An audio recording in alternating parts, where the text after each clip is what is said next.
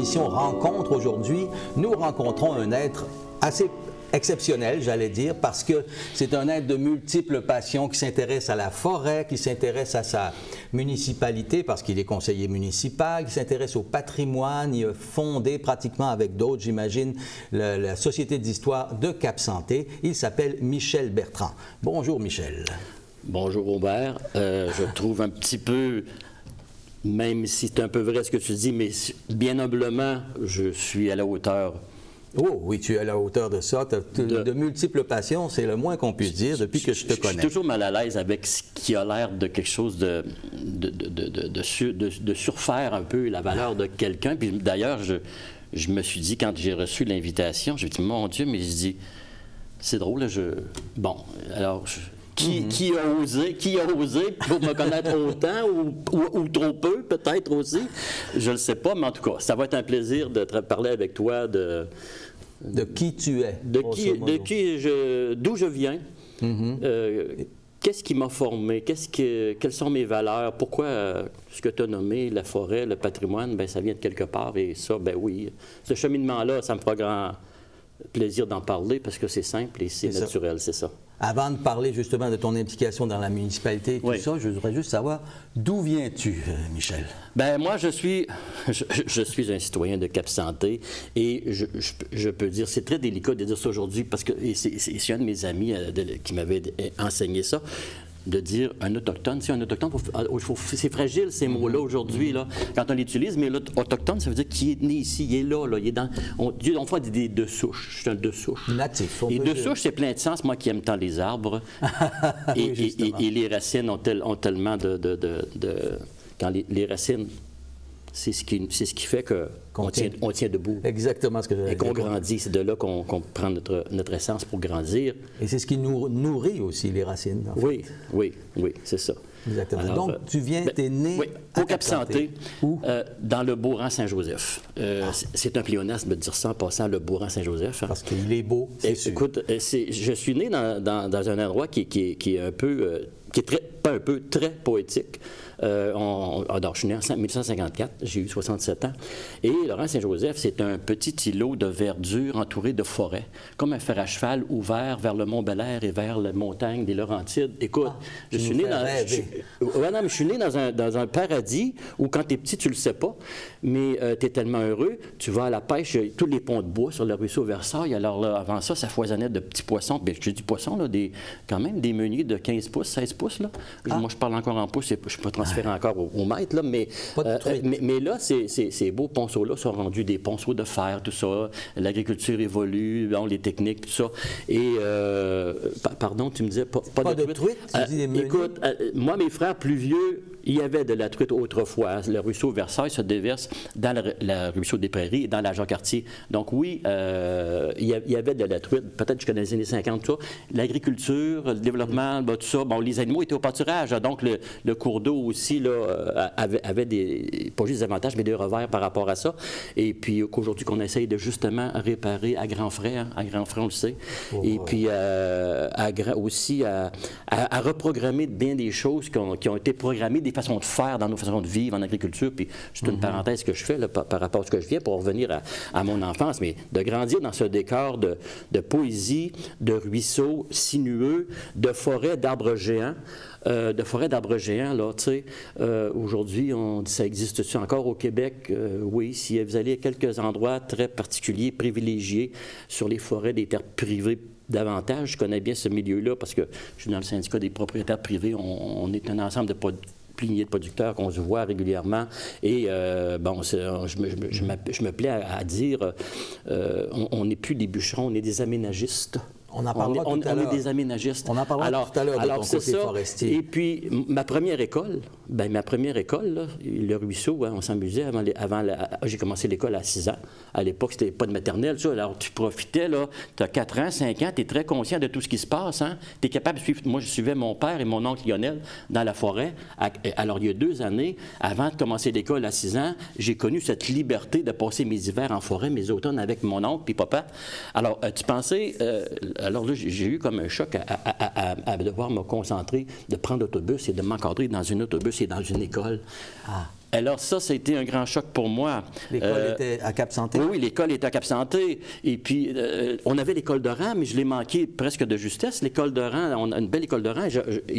C'est pas de la nostalgie, mais c'est mon amour de peut-être quelque chose, peut-être de la nostalgie aussi.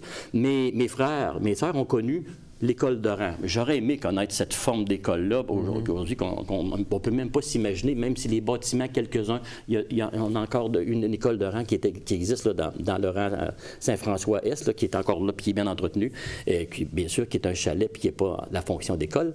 Mais ça a été, c'est ça. Là. Donc, ma première école, c'était la forêt. Mon père, c'était le forestier de la place. Alors, il faisait comme 200 cordes de bois de chauffage. Il livrait ça à cheval jusqu'à les années 50. Après ça, le petit tracteur, tout ça.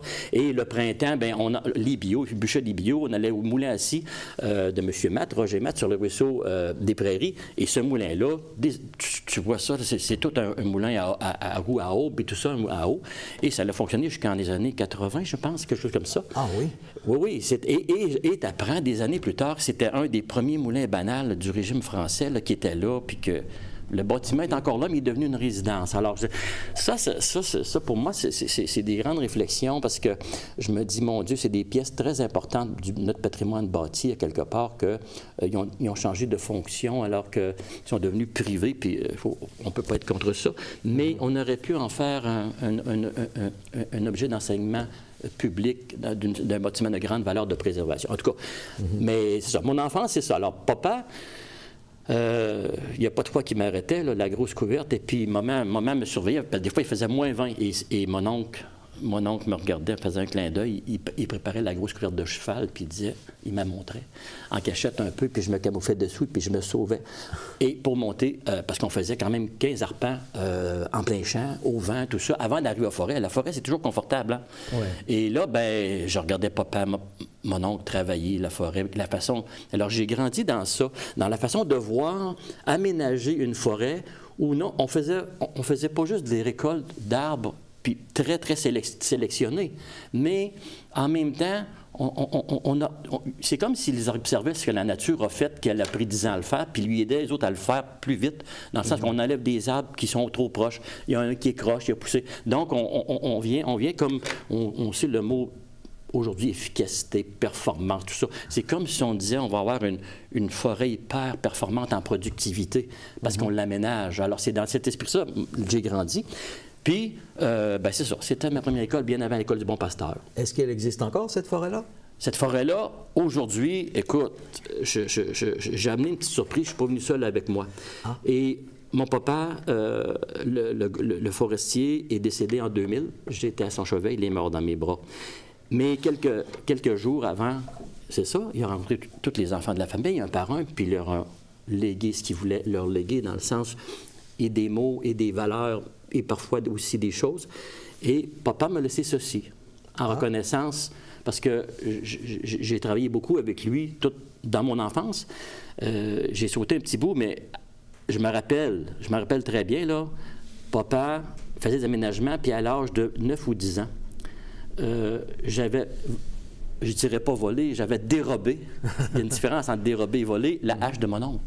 Et l'été, je me sauvais et j'allais, tu sais, les enfants imitent les parents, c'est comme ça qu'on apprend des fois, et souvent, puis peut-être toujours. Et là, il y avait un petit boisé à l'entrée du bois le bois dépassait un peu. C'était comme une petite butte. Puis, tu sais, c'était pas... Pour un enfant de 7 ans, tu t'en vas tout seul dans le bois. Tu sais qu'il y a des ours à l'époque, des loups, des choses de même. Et là, j'entrais en forêt, j'allais pas trop loin, parce que d'un coup, passer la butte, là, c'était la savane. Et là, j'avais rien, mais sur la butte, il y avait une belle pousse de jeunes sapins. Alors, j'avais commencé à faire en secret ce que je voyais faire de papa quand il aménageait du jardinage. Et j'avais fait des tas de bois, tout ça. J'avais enlevé les petits sapins séchés à travers les autres pour aider ceux qui survivaient. Ceux qui étaient plus forts, ben, on leur donnait une chance. Et je ne le disais pas. Et à la fin de l'été, cet été-là, je pense que c'était en 62, 63, 64, dans les années de ça, vous allez devoir découvrir. Et papa découvre des journées, mon oncle cherchait sa hache. Puis il la trouvait pas. C'est ça. Alors moi, nous autres, on était dans les champs, on jouait, on était à la pêche, on était partis, ils nous cherchaient même pas. Mais moi seul savais où j'étais. Alors je commençais ces aménagements-là secrètement. Et quand à l'automne, papa est arrivé, ce qu'on appelle la butte à Pépère, parce que c'est un lot ancestral de mes ancêtres, la butte à Pépère, il aperçoit un début d'aménagement de jardinage dans une petite forêt jeune, à peu près de l'équivalent de mon âge. Hein. Si j'avais 9 ans, elle avait à peu près ça en équivalence. Et écoute, c'est ça. C'était... Alors, quelle a été sa réaction? Bien, sa réaction, c'est que papa travaillait avec les ingénieurs forestiers. Elle participait dans les concours de mérite forestier, comme aujourd'hui les mérites agricoles, parce que ça existait à cette époque-là. Aujourd'hui, là, on entend les gens décrier les gens qui coupent les arbres, mais à l'époque, là, les gens étaient glorifiés, médaillés de cultiver leur forêt. Tu l'as dit, cultiver. Oui. Il y a 5 ans, j'ai été invité à faire une conférence au syndicat des propriétaires forestiers à notre réunion notagia annuelle. Et c'est un peu ça que j'avais évoqué, la perte de crédibilité des forestiers aujourd'hui, parce qu'on voit juste la grande industrie avec les grandes coupes massives sur lesquelles M. Desjardins s'est révolté avec une justice, je dirais, de dire, bien, on peut-tu penser à faire autrement? Parce que nos ancêtres nous ont légué des belles forêts qu'aujourd'hui, on est en train de faire quoi avec ça? Et oui, qu'on replante des millions d'arbres, c'est glorieux, mais c'est le signe aussi, on ne peut pas le nier, d'un grand échec, parce que la forêt est capable de planter beaucoup mieux que nous autres sans frais. Alors ça, c'est des choses que tu apprends de ton papa quand tu es tout petit. Il faut bien faire la distinction entre la grande industrie et le petit producteur qui a ses arbres. Et les petits producteurs de forêts privées ont embarqué dans ce même bain médiatique de la grande coupe forestière à grande échelle. Alors là, les gens entendent une scie à chaîne, ils associent cette espèce d'un peu de désastre là, à grande échelle. Puis il faut faire attention à nos mots. Désastre, il y a une raison économique aussi derrière ça. Là, mais tu sais, quand on parle aujourd'hui, l'économie, ben la biodiversité, c'est une forme d'économie que peut-être on a craché dessus là, sans s'en rendre compte. Une économie pour Alors, plus tard. je pense qu'il faut commencer à déprogrammer toutes les façons qu'on a faites pour revenir à ça. Alors, moi, dans ma réflexion, je me disais, comment ça qu'ils ont donné des médailles comme signe que c'est le modèle à faire et qu'on n'est pas capable de le faire? Tous les ingénieurs forestiers de cette planète-là vont dire non, on ne peut pas faire ça, c'est pas rentable. Bien là, quand tu me demandais tantôt, il reste-tu des arbres de 300 ans quelque part, des monstres qu'on peut montrer pour dire que ça a existé, comme des dinosaures, on a pu, mais des arbres monstres, il en reste quelques-uns dans notre forêt. Moi, j'en ai quelques-uns, mais mes camarades en ont quelques-uns. Et puis, ben c'est ça. C'est pourquoi? C'est parce je te posais la question tout à l'heure. Comment il a réagi quand il a vu ton père, qui a vu que tu avais aménagé ton petit coin de forêt? Bien, j'étais un peu gêné. Hein. Je suis un peu gêné. Comme là, je suis gêné de ta présentation un peu, là. Mais papa, quand les ingénieurs forestiers sont venus pour une évaluation en vue de participer à un mérite forestier dans les années 60 quelques, là, j'avais à peu près 9-10 ans, la fierté qu'il avait de montrer le travail que son enfant avait fait. Ah, il était fier de ça. Mais la fierté, là, tu sais, je souhaite... Puis moi, je faisais ça complètement par instinct, par amour de ça, c'était dans moi. Et je souhaite que mes autres frères n'ont pas souffert de ça, parce que, tu sais, quand on dit quelqu'un, oh oui, cette valeur-là, il ne faut pas que les autres n'en souffrent, je souhaite que non. Mais en tout cas, c'est quelque chose-là m'appartient, puis que veux-tu? C'est ça, c'est moi. Comme papa était lui, puis chacun a sa personnalité, puis ses désirs, puis ses goûts. Ben c'est ça, c'est le début, là, que j'ai commencé à... Oups là, et quand tu dis l'âge de raison, hein, 7 ans, on disait l'âge de raison, j'étais-tu dans le petit je ne sais pas trop, mais en tout cas, l'âge de raison. Hein. Et là, quand tu comprends très bien le sens que les ingénieurs, tu les écoutes parler avec ton père, puis qu'eux sont étonnés de ce que toi, tout petit, avec une seule petite tâche, t'as fait, oh boy, ça a tout un sens. Alors là, c'est comme le début de quelque chose qui c'est ça. Okay. Et bien, pour revenir, papa, en reconnaissance, bien, c'est la première fois que je le montre. Depuis, papa est décédé dans la nuit à minuit moins quelques, on ne sait pas si le 15 ou le 16, c'était à minuit, et dans mes bras, et il m'avait donné ceci quelques jours avant. qui sont justement les reconnaissances de son travail qu'il a reçu des ministères des Forêts. OK. La première année, la première année, c'était ça c'est la médaille d'argent. Attends un petit peu, il ne faut pas que je me trompe là. C'est ça. La première année, c'était, je pense, en 67. Vraiment des médailles de travailleurs forestiers. Vous savez, comme...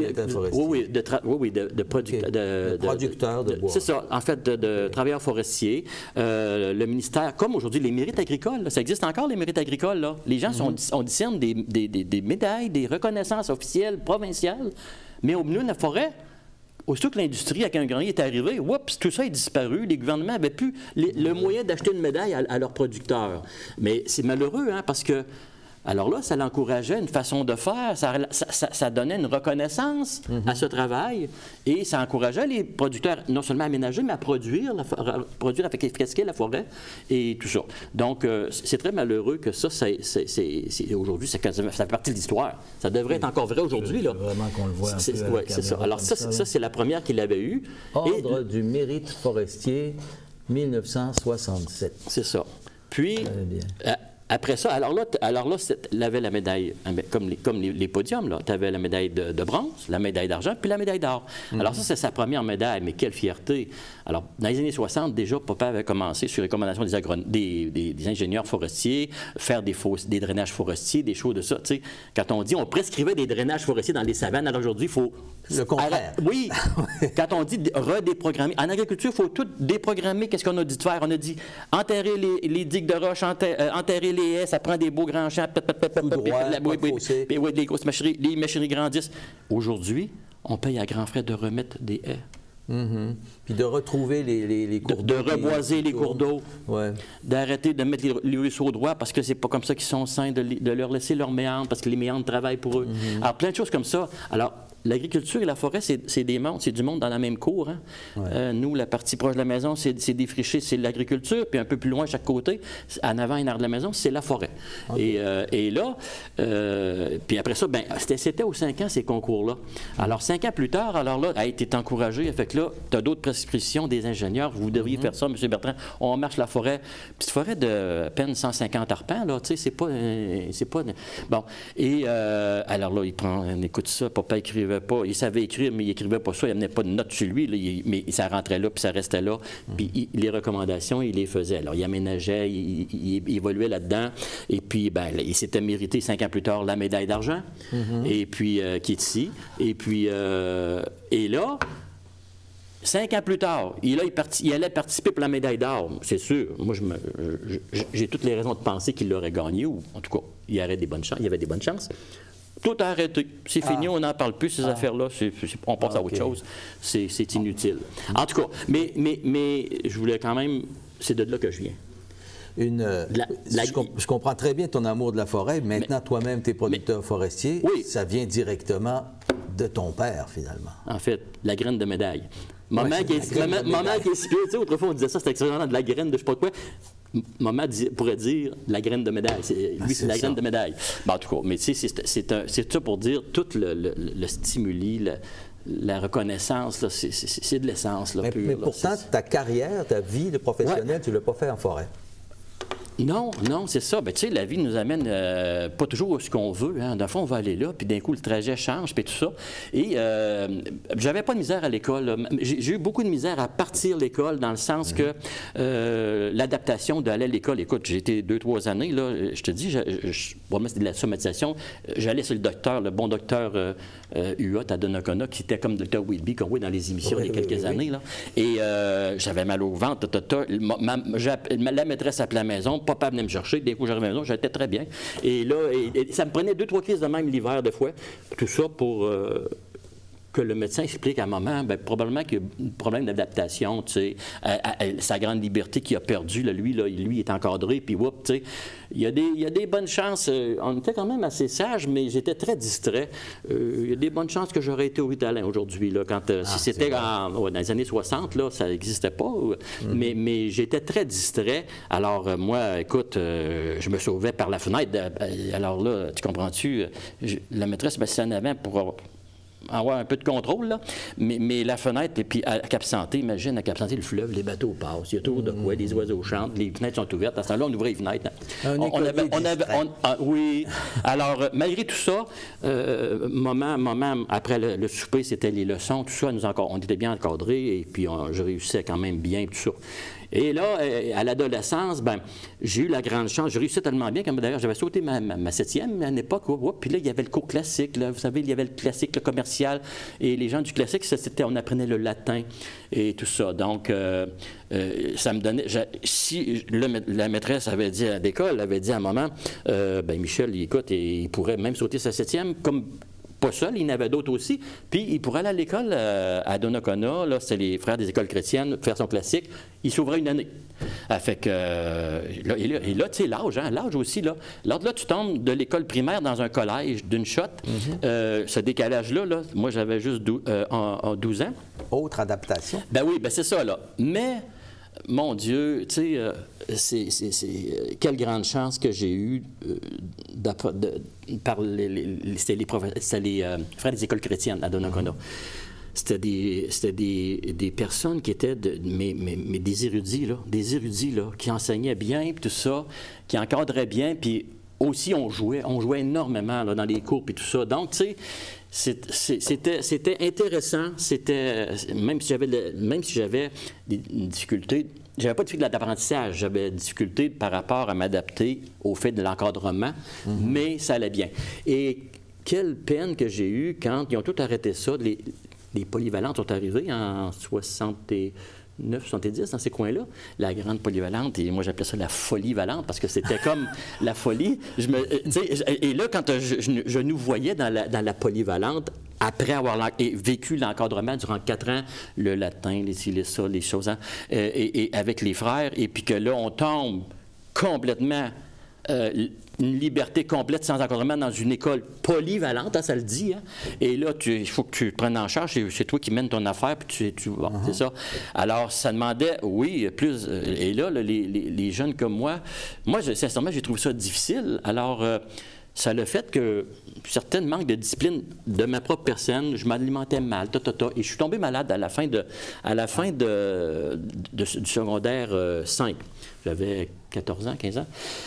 Et il y avait de la tuberculose dans la région, puis tout ça. Hein, puis on jouait tout ensemble, les enfants. Nous autres, le terrain de jeu, la cour, c'est une grande cour. Hein, tu sais ce que je reste. Puis tous les enfants du rang s'en venaient jouer chez nous, le ballon, puis tout ça. Il y avait de la tuberculose? Oui, jusqu'à dans les années 70, il y avait quelques cas de tuberculose. Et ben c'est ça, j'étais tombé malade, mais j'avais des bonnes notes toute l'année, puis tout ça. Puis bon, je me suis ramassé à l'hôpital Laval, et puis 6 mois. Dans l'époque, on traitait encore, oui, il y avait les médicaments, le streptomycine, tout ça, le Rimifon.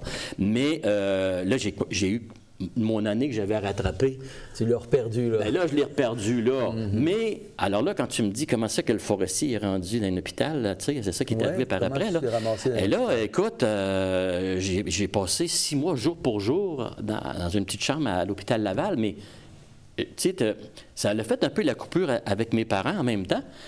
Puis j'ai eu la chance que la chambre en face de moi, c'était comme mon père. Puis c'est un beauceron. Charles-Henri s'appelait, un grand ami qui a resté ami avec mes parents par après. Puis, mon Dieu, ben ça m'a donné beaucoup de réflexion quand est venu le temps de reprendre l'école, tout ça. Je m'étais inscrit au cégep en technique forestière. Là, mes notes, même si j'avais passé de justesse, un peu par défaut, parce que je n'avais même pas pu faire mes examens là, en secondaire 5 à cause de l'entrée à l'hôpital. Ma mère a été voir le bon directeur, M. Veillette, à l'époque, puis elle explique toute la patente, puis ils ont regardé toutes mes notes depuis les années du secondaire, puis ils ont dit, OK, on va y faire pour son année, c'est par défaut, il est malade, puis tout ça. Bon, OK.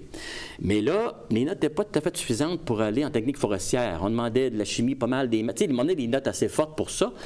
Et là, ben, d'un coup, je reçois ma réponse, je suis refusé en technique forestière. Grosse déception. Le forestier. Alors, je lui ai dit, mais là, je fais quoi, là?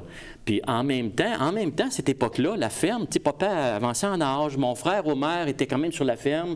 Je me demandais, je prends-tu la ferme avec Omer, mon frère, tout ça, parce que la forêt puis la chose, c'était tout ensemble. Puis autant la terre, autant papa m'a inculqué la valeur de la forêt, autant maman, c'était la terre. Mon Dieu, maman, la terre, elle est morte il y a 3 ans. Elle n'aurait manger de la terre, tu sais, littérairement. Mais alors, ces amours-là de ça, qu'ils en ont vécu, et bien dans leur vie, ben, m'ont beaucoup... Donc, je t'ai posé la question, si tu allais reprendre la ferme, avec tes frères. Oui, il y a une époque où, en secondaire 4, je me rappelle, en secondaire 4, où est-ce que je m'étais enregistré à l'école d'agriculture à Sainte-Croix. Okay. À l'époque, et ça existait encore. Et tout d'un coup, on commençait à l'école à Sainte-Croix, peut-être mi-septembre, tout de même, une couple de semaines après l'école de mon village, pour le secondaire, c'est-à-dire secondaire 5 à Donnacona. Et là, je vois toute ma gang de chums qui passent l'autobus à tous les matins, puis ils sont dedans, puis moi, j'attends de rentrer à l'autre école, puis là, comme le remords me prend, puis tu sais, déjà, ces années-là, on disait, ouais, ben, le secondaire 5, c'est quand même aussi important de le faire, tout ça.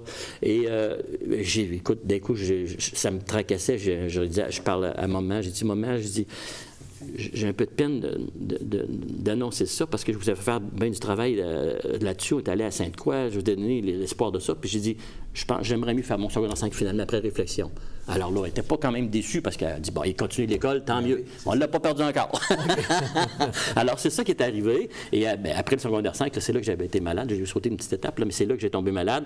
Ce séjour-là que j'ai vécu durant les 6 mois, d'hôpital m'a fait découvrir un monde, là aussi. L'hôpital. Probable. Et là, quand j'ai vu que je ne pouvais pas aller en clinique forestière, ben, j'ai dit, coudonc, pourquoi je ne l'essaye pas? J'ai vu comment les gens travaillaient, j'ai vu le lien social. J'étais quelqu'un qui était, écoute, mais d'une timidité, là, ça se peut pas. Mais j'ai dit, je vais l'essayer. Alors, en 72, quand je me suis enregistré au cégep, j'ai été accepté. En 72, là... En sciences de la santé? En technique infirmière. En technique infirmière. OK. Alors, j'ai osé, j'ai dit, je vais aller se laisser. Je dis, au pire, là, je ne suis pas accepté en foresterie, en technique forestière, mais je dis, si je suis capable de rentrer au cégep, une fois faire un bout, tout d'un coup, peut-être bien être bon pour switcher en transfert. D'accord? Ça ne s'est pas passé comme ça. Ça ne s'est pas passé comme ça. Je m'excuse, Michel, parce qu'on va manquer de temps. Je savais avec toi que ça allait être tellement intéressant. Je vous disais qu'il était un passionné de plusieurs choses, mais là, je suis en train de découvrir qu'il est passionné aussi des relations humaines là, dans l'hôpital. Ah, ben mon Dieu, mais oui, là, c'est ça. Alors là, c'est ça. Et là, je fais mon cours. J'étais le premier gars dans la ville de Québec à s'enregistrer en technique infirmière. Parce que oui, j'étais vraiment le premier et je peux vous dire que j'ai eu un petit peu de difficulté. Hein. J'ai défoncé des portes sans exagération. Puis je me rappelle tellement la bonne maîtresse. Je peux dire ça. Excuse-moi, mais il nous reste 30 secondes. Je dois conclure l'émission. On n'a même pas abordé le côté municipal, le côté de la Société d'histoire. Il faut que tu reviennes, Michel. C'est pas plus compliqué que ça. En fait, j'ai fait ma carrière d'infirmier et puis à la fin de la carrière, ça m'a appris beaucoup sur le genre humain. Il faut aimer le monde pour les soigner. Puis les gens me disaient, qu'est-ce que ça fait un forestier dans un hôpital, puis tout ça. Là, on reviendra là-dessus dans une prochaine émission, écoute, j'ai dit, soigner des arbres, soigner des humains, c'est très proche. Soigner des arbres, soigner des humains, c'est très proche. Retenez ça, mesdames et messieurs. Je pense qu'on va avoir une autre émission avec Michel Bertrand, parce que ce Michel Bertrand est tellement intéressant, il y a tellement de choses à nous dire. Et puis, donc, c'est Aubert Tremblay qui vous dit à la semaine prochaine, parce que peut-être la semaine prochaine, ce sera avec Michel ou je prendrai quelqu'un d'autre et on reviendra avec Michel une autre fois. Merci beaucoup. C'était l'émission Rencontre.